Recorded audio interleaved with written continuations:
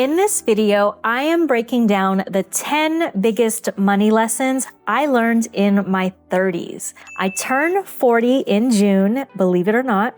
So I basically have an entire decade of lessons that I hope can help you. These money lessons that I'm sharing, they're the ones that actually changed how I build wealth, how I spend money, and how I feel about money every single day. I truly believe that if you learn these lessons earlier in life, you don't just make more money, but you save yourself years of stress and confusion. Because of everything I've learned this decade of life, I personally know that I'm gonna have a strong financial 40s. I've set up the foundation and hopefully I'll have the option for early or flexible retirement by the end of the next decade. So I'm sharing these lessons in case they're helpful for you too, no matter where you are in your journey. For those new here, hello and welcome. My name is Lissa Lumutenga. I'm a certified financial planner and I help women build wealth and build an abundant mindset. So if that's your vibe, make sure you subscribe. Lesson number 1, saving is not optional. I used to be the kind of person who clapped like that in between words. Saving is not optional. In my 20s, I felt like it was an afterthought. I'll save when I make more money, or I'll save if I have money left over this month. And I think this tends to be common in your 20s or earlier in life because income tends to be less stable. Sometimes it's smaller, it's still growing. So saving feels like something you can get to later. But later often comes faster than we think. Saving should not be dependent on how much you make. Saving can happen regardless of what you make. What's important is whether or not your financial system can protect your future. In my opinion, the best way that I have learned to save is by prioritizing it mentally and emotionally, and then setting up the system to do so, which is paying yourself first. In my 30s is when I set up my first direct deposit into a high yield savings account and increased that saving amount over time. It's how I built my first emergency fund.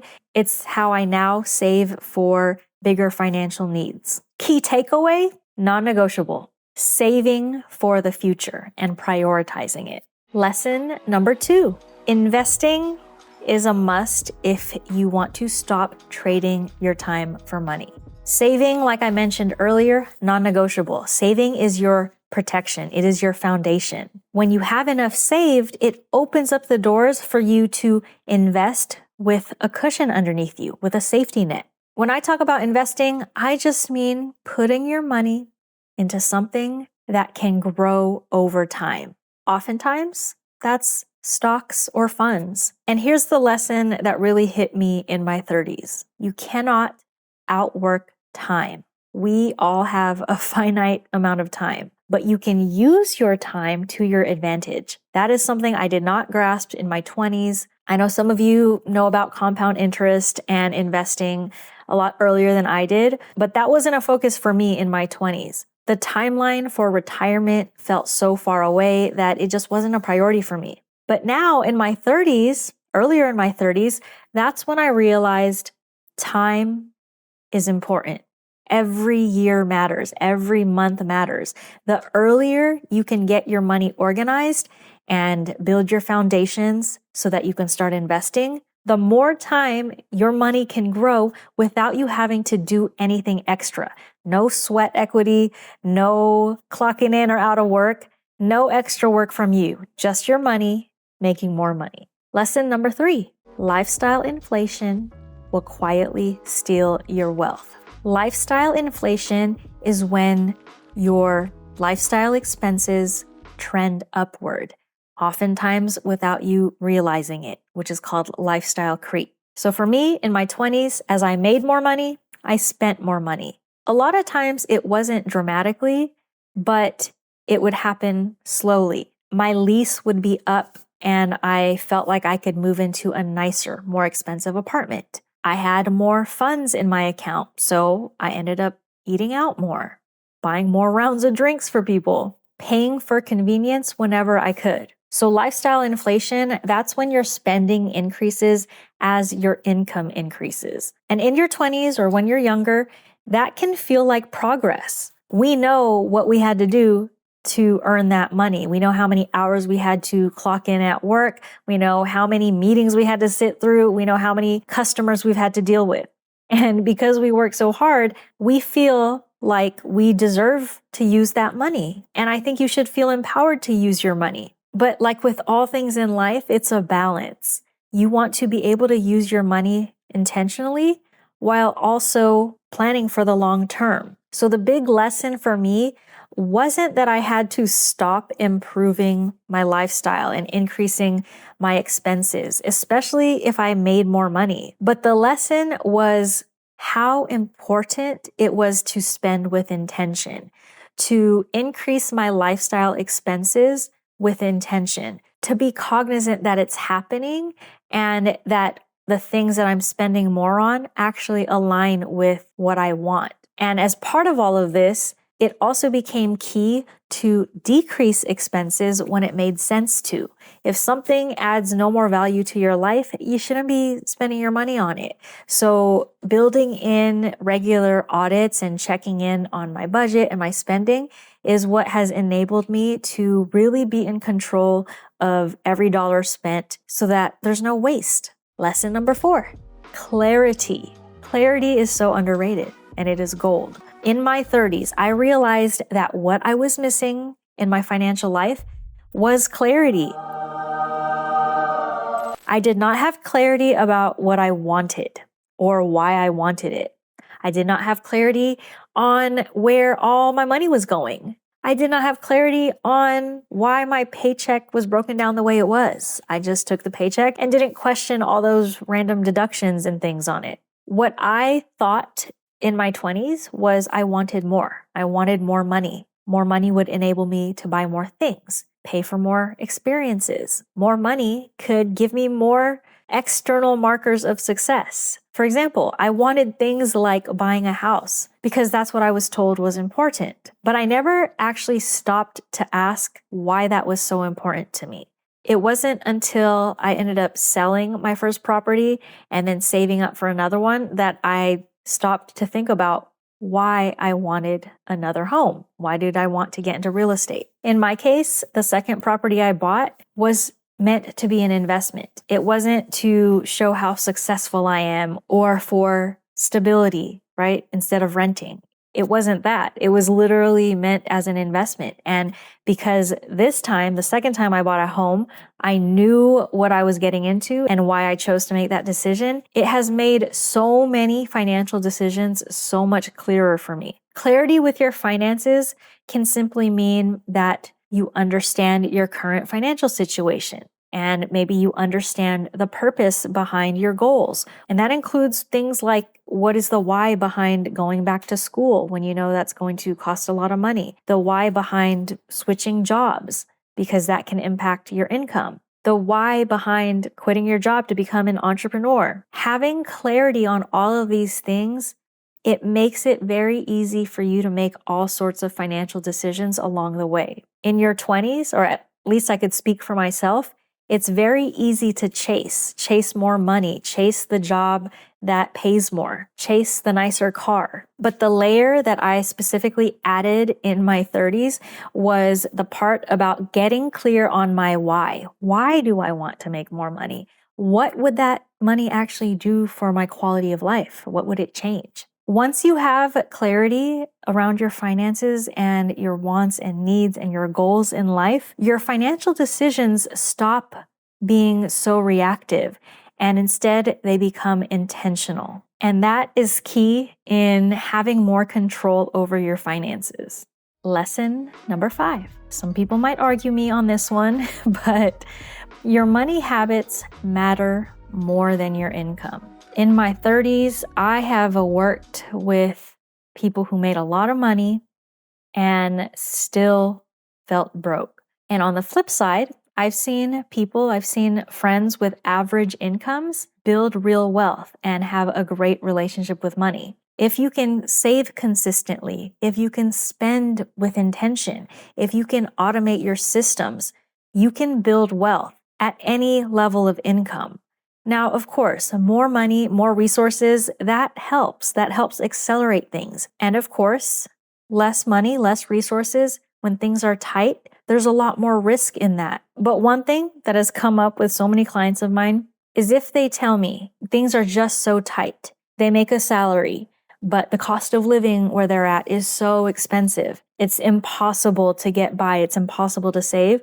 The one question I always ask is, you don't have to do this, but how much money could you free up if you were splitting your rent with someone? And what that uncovers is there are ways to free up cash flow, even in high cost of living areas, but people have their non-negotiables. People want to live on their own, or they don't want to share a room, or they want to live in a certain neighborhood, whether for safety or personal preference. And I'm okay with that.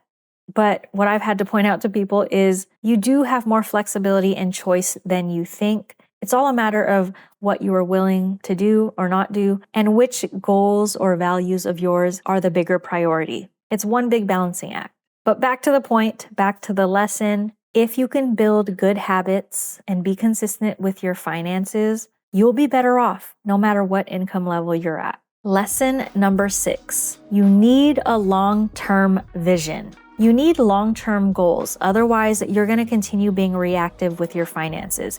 That was me. I was reacting. If a bill came in, I would pay it. If something broke, I would have to fix it. Sometimes I had the money for it. Sometimes I'd put it on a credit card. If I had extra money, I would spend it. Sometimes I'd save a little bit. The problem was for a very long time, I did not have a bigger plan. I did not think about retirement. Retirement in my 60s felt so far away. And on top of that, I didn't understand how retirement actually worked. I had no understanding of what my 401k was supposed to look like, what Social Security would look like later on, decades from now. I just wasn't thinking about that bigger long-term plan. I was stuck in survival mode even when I started making more money. And I do think a lot of people operate like this early in their career, early adulthood. Because like we said earlier, you're often just trying to keep up and figure things out. But that's why when I got to my 30s, I started asking myself, what am I actually building? I'm starting to save, but what am I saving for? What I need is a long-term vision and long-term goals, basically a North Star that I can track towards. If you don't do that, you're always going to feel like you're just managing money and doing all the right things, but you're not going to feel any type of satisfaction whatsoever because you don't know what you're working towards. So I've realized that a vision and a long-term plan, it doesn't have to be perfect and it doesn't have to be set in stone. All you really need is a direction. Have a long-term vision of what it is you want. Lesson number 7, an emergency fund is not optional. Everyone needs one. An emergency fund is money you set aside for unexpected expenses. This is not money you're going to dip into for a vacation, for shopping, for buying gifts for people, for life. This is money that you set aside, you pick an amount, and you put it in its own account. I'm very big on having it compartmentalized. And that becomes your emergency fund that you can only touch for several situations. Loss of income, an unexpected medical or family emergency, things you can't predict and only used for your basic survival needs. An emergency fund is going to protect more than your finances if and when emergencies happen in life. An emergency fund is also going to protect your peace. Lesson number 8, your environment shapes your spending. I used to think that my spending was just about my own discipline. Like if I could just be better with money, I would spend less, I would be able to save more, and my finances would improve. But what I realized in my 30s was my environment was doing a lot of the decision making for me. Yes, at the end of the day, we have choice. We can be disciplined and we can say no to things, but as humans, sometimes our behavior is heavily influenced by our environment. At least for me, it did. If I think about where I chose to live, who I spent my time with, what I was constantly exposed to online or on TV, those things all impacted how I managed my money, how I spent my money. If you're surrounded by convenience, by upgrades, by other people who are constantly spending, it becomes your default. And if it's your default, there's no amount of budgeting that can defeat your environment. So instead of trying to control every decision and keep blaming yourself for how undisciplined you are, you have to make your environment conducive to your goals. So I started changing what I was exposed to. I started unsubscribing from things, deleting shopping apps from my phone, reducing temptation, because I know personally for me, it would help me make better choices. Now, I'm not saying everyone is as easily swayed as I used to be behaviorally, but we are human. So you want your environment to support your goals, no matter what we're talking about, whether that's finances or other things in life. If you can set up the right environment for success, then you will succeed. Lesson number 9. I think I alluded to it in the video already, but this might be the most practical lesson on the list.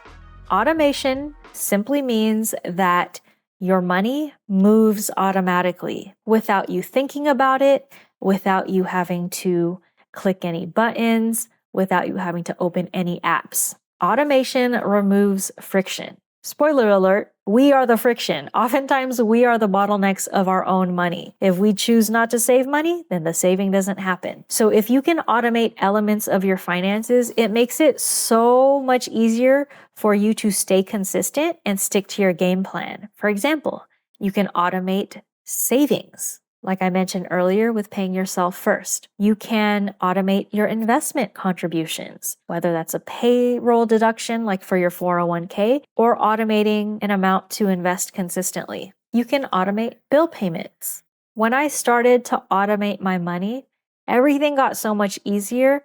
And it took a weight off of my shoulders because now I'm not having to check every single dollar in every single bank account every single day. There was less stress, less decision fatigue, and just a lot more consistency with how I managed my finances. I really wish this is something I did earlier, because if I had started all of these automations in my 20s, especially the saving and investing, my wealth would have compounded so much more by now. But it is what it is. I'm doing it now, and that's why I think I'm going to have a very amazing financial 40s. Last but not least, lesson number 10. Wealth is not just about the number. This might be the biggest shift or lesson that I learned in my 30s. I used to think of money and wealth as a dollar figure, as a number in a bank account or investment accounts. But in my 30s, what I realized is wealth is also how you feel about money. Are you truly wealthy if you have millions of dollars, but money stresses you out? I don't think so. I personally think wealth is when you feel calm about your money, when you feel confident in your financial decisions, when you feel like you have options and you are not desperate all the time. The fact that you can have money, you can make 6 figures, 7 figures, have a really high net worth and still feel stressed, tells me that money and wealth is also about how you feel. If any of you subscribe to my newsletter, then you know what big wealth energy is about. In my mind, wealth has 2 sides to it. It has the practical, tactical side, the actual strategies, budgeting, saving, etc. And then it has the mindset side. It is your perspective and your relationship with money, because you want that to improve and feel good as well. So if I had to sum this all up, these 10 lessons I just shared from my 30s, they weren't about learning some big major money secret. The common theme is they were about learning how to think differently about money, become less reactive with money, more proactive, more intentional, more focused on systems, improving your habits, having a long-term vision or direction. Individually, these lessons might seem simple. They might seem like things you already know, but altogether, they completely changed how I build wealth and see money. And I truly believe I have a very healthy relationship with money. And it just feels good to not have that day-to-day financial stress and anxiety. If this video helped you out at all, don't forget to hit the like button, And until next time, peace out.